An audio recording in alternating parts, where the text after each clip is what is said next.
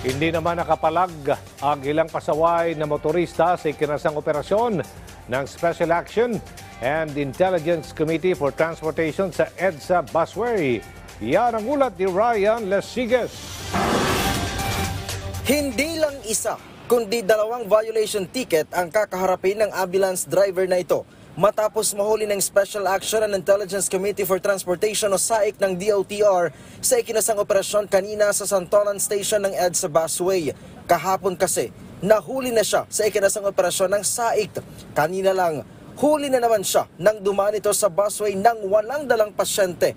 Unang nahuli kahapon sa bahagi ng Ortigas Station ng EDSA Bus Carousel ang ambulansyang ito ng Barangay Lower Bikutan matapos maghatid ng pasyente.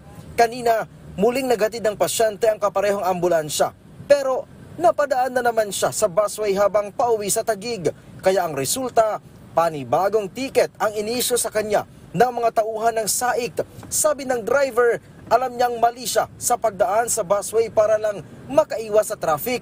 Kaya naman hindi na siya pumalag ng pinara ng operating team. Nag-alanganin po kasi ako doon kasi puno, sir, yung paglagpas ko ng barikada. So hindi ako nakapasok sa loob. Kaya nga bumabalik ako sa loob. Kaya makakapasok na sana ako, kaya lang kinawayan naman ako ni sir. Kaya tinuloy ko na lang na pumunta sa kanya. Apo. Papasok ako dito kasi may way na may puwang naman. Kaya kinawayan ako ni sir, kaya dumiretso na ako sa kanya. Huli rin ang motoristang ito matapos maispatan ng operating team na pumasok sa busway. Ang dahilan, nagmamadali para hindi malate sa trabaho. Kasi medyo kanina nalanganin na ako. Pero alam niyo bawal? Opo. May iba pang ambulansya na dumaan sa busway pero dahil may dala silang pasyente kung kaya't absuelto sila sa multa. Nasa 5,000 piso ang multa para sa unang paglabag sa EDSA Busway.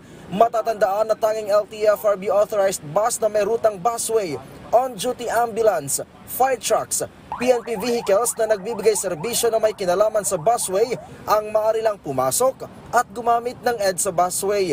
Maaari ring gumamit ng busway ang ilang opisyal ng pamahalaan tulad ng Presidente, Vice President, Senate President, Speaker of the House at Supreme Court Chief Justice. Ryan Lesiges para sa Pambansang TV sa Bagong Pilipinas.